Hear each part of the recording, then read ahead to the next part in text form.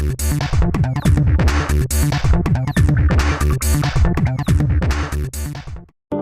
semuanya, perkenalkan nama saya Ezekiel Nevan Menalu dari Sekolah Antara Harapan Jolo.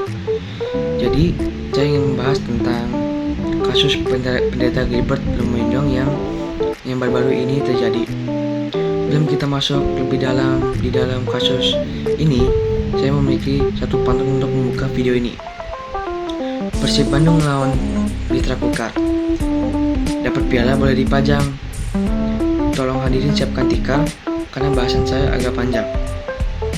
Jadi awal permasalahannya adalah ada suatu video ceramah tentang pendeta Gilbert yang melihatkan bahwa ia sedang membahas atau menyinggung soal zakat dan syariat agama Islam. Ia membahas bahwa zakat agama Kristen 10% dan zakat agama Islam 2,5%. Dampak buruk dari kasus ini, kita melihat bahwa terjadinya dua perpecahan antar kelompok, yaitu agama Kristen dan agama Islam. Kita melihat juga ada orang yang terlibat di dalam kasus ini, yaitu pengacara Farhad Abbas, Ketua Kongres Pemuda Indonesia atau KPI Sabto Wibowo Sutanto, dan Persaudaraan Islam Tionghoa Indonesia atau PITI. Ketiga pihak ini melaporkan pendeta Gilbert ke Polda Metro Jaya agar polisi di sana bisa menginterogasi pendeta Gilbert. Kasus ini ada mobilitas sosial.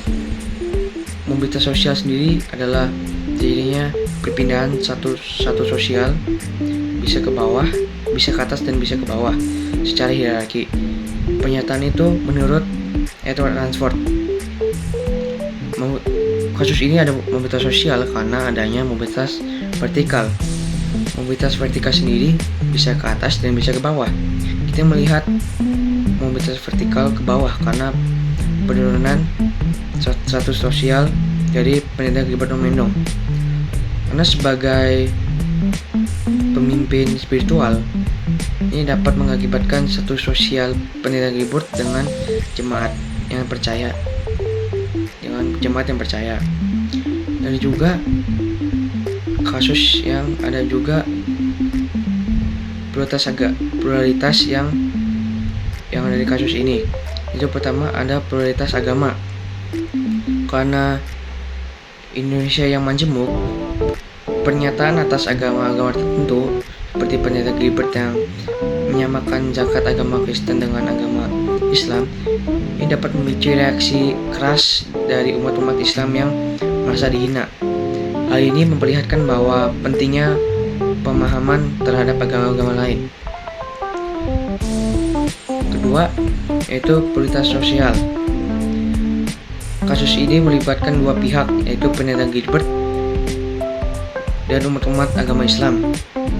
Yang terjadinya perpecahan kelompok masyarakat, yaitu orang-orang yang membela pendeta Gilbert Lumindong dan yang tidak membela pendeta Gilbert. Dan untuk penutupnya, saya memberikan 3 solusi bagi kasus ini, yaitu pertama, meningkatkan rasa toleransi,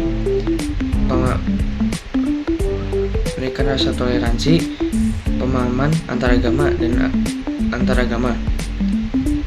Kedua, membiarkan mereka membicarakan tentang agama kita. Dan ketiga, sosialisasikan lewat media sosial. Kesimpulan dari kasus ini bahwa kita harus berjaga-jaga ketika berbicara dengan agama-agama lain.